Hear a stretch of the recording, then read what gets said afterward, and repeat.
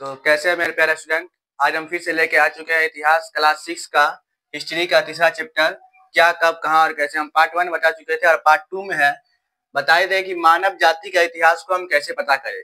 तो मानव जाति के इतिहास को हम पता करने के लिए अतीत पढ़ते हैं, अतीत पांडुलिपि और अभिलेख से ही पता करते हैं। पांडुलिपि ये भोजपत्र पांडुलिपि एवं तार पत्रों पर लिखा रहता था। ये हाथ से लिखा होता था पांडुलिपि और अभी भी पटना के खुदाबख्श लाइब्रेरी में पांडुलिपि सुरक्षित है। और वो जहाँ पर लोग अत्यधिक आते थे वहां पर लगाया जाता था राजा के द्वारा कि यहाँ पर आए तो लोग इसके आदेश का पालन कर सके। उसके बाद बात करते हैं हम पुरातत्व। पुरातत्व वह विज्ञान जिसके माध्यम से पृथ्वी के गर्भ में छिपे सामग्री की खुदाई, अतीत के लोगों एवं भौतिक जीवन के बारे में जानकारी प्राप्त करते थे।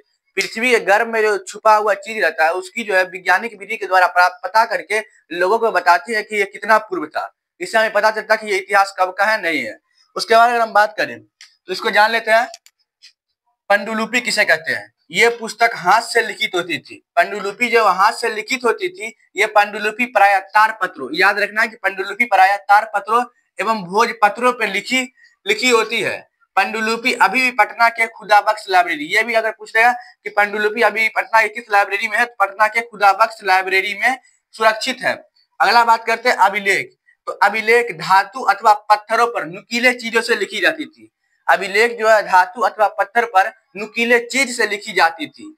ये राजाओं के द्वारा लगाई जाती थी। ये किसके द्वारा लगाई जाती थी? राजाओं के द्वारा लगाई जाती थी। यह जहां लोग अधिक आते थे एवं उससे लिखे आदेश का पालन कर सके। जहां लोग अधिक आते थे वहीं पर लगाया जाता था कि यहाँ पर लोग आए तो अभिलेख पढ़ के उसका पालन कर सके। उसके बाद बात करते हैं हम पुरातत्व।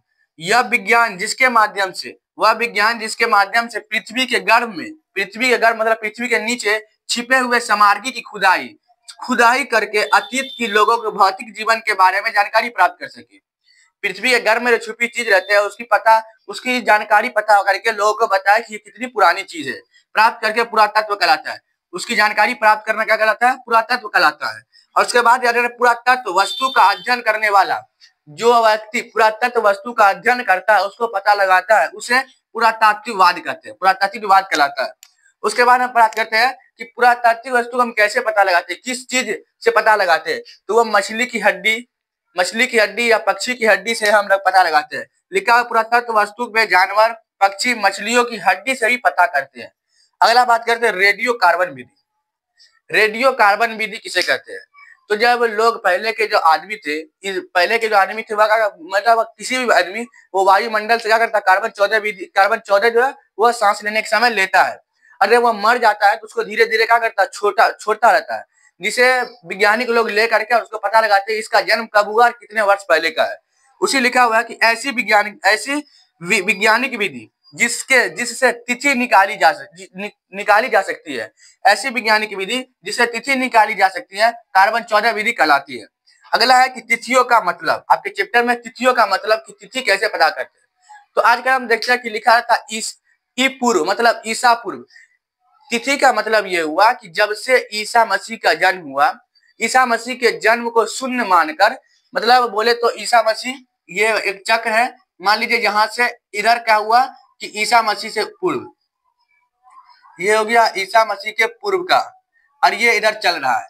अगर इधर के अगर 2005 है, अगर 2005 है तो इसको हम लिखते हैं 2005 ईसा पूर्व, मतलब ईसा मसीह के जन्म से 2005 ईसा पूर्व तक का ये समय है।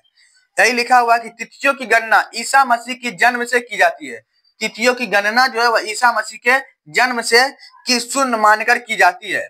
जैसे अगर 2500 ईसा पूर्व लिखा रहता है तो इसका मतलब हुआ कि ईसा मसीह के जन्म से 2500 ईस्वी पूर्व की बात कर रहे हैं। उसके बाद हम बात करते हैं कि कार्बन 14 भी जब समझ गए, इसके द्वारा जंतु को मतलब जीव जंतु जब मर जाता है तो उसके बारे में उसकी जन्म की जो है हम जानकारी करते हैं और कार्बन 14 रिलीज करते हैं। पुरातात्विकवाद भी समझ गए, वह वैज्ञानिक विधि जिसके माध्यम से हम पृथ्वी के गर्भ में छिपी चीजों का अध्ययन करते हैं। उसके बाद अभिलेख भी समझ गए, ये राजाओं के द्वारा लगाई जाती थी। तो किस पे? तो पत्थर पे और धातुओं पर जो है नुकीली चीज से लगाई जाती थी। उसके बाद पांडुलिपि, ये पुस्तक हाथ से लिखी होती थी, और किस पे? तो तार पत्रों एवं भोजपत्रों पे लिखी जाती है।